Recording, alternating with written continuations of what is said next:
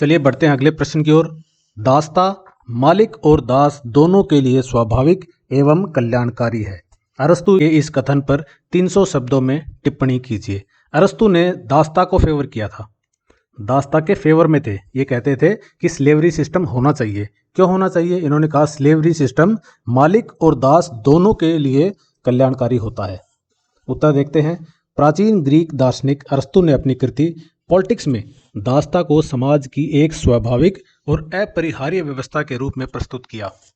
उनके अनुसार कुछ लोग जन्मजात रूप से शासक होते हैं, जबकि कुछ लोग प्राकृतिक रूप से दास बनने के लिए ही पैदा होते हैं। उन्होंने दास्ता को न केवल स्वाभाविक बल्कि मालिक और दास दोनों के लिए कल्याणकारी बताया। एक तो ये कह रहे हैं कि स्वाभाविक भी है, नेचुरल भी है, दास्ता तो होगी ही होगी, और मालिक और कल्याण दोनों के लिए कल्याणकारी भी है।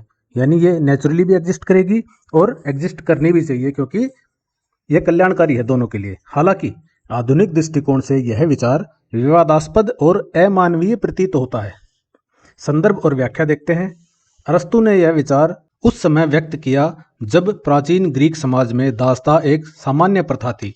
उनका मानना था कि समाज में श्रम विभाजन आवश्यक है और सभी लोग समान रूप से शासन करने योग्य नहीं होते।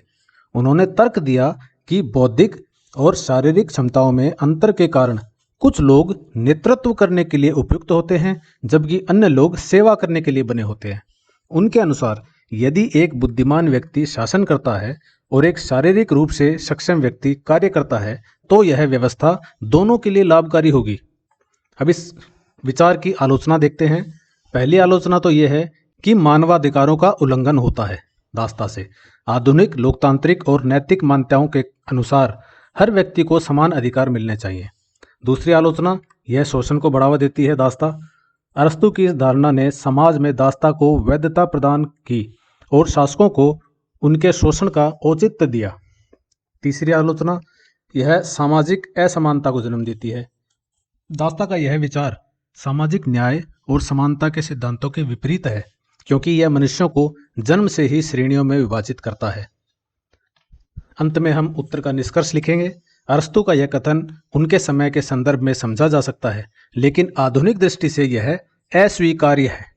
आज के समाज में सभी व्यक्तियों को समान अधिकार और स्वतंत्रता प्राप्त है और किसी भी रूप में दास्ता को कल्याणकारी नहीं माना जा सकता। इसी के साथ, इस निष्कर्ष के साथ अपना उत्तर समाप्त होता है। मिलते हैं नेक्स्ट वीडियो में किसी एक नए प्रश्न के साथ। तब तक पढ़ते रहिए। Take care, bye bye, Tata.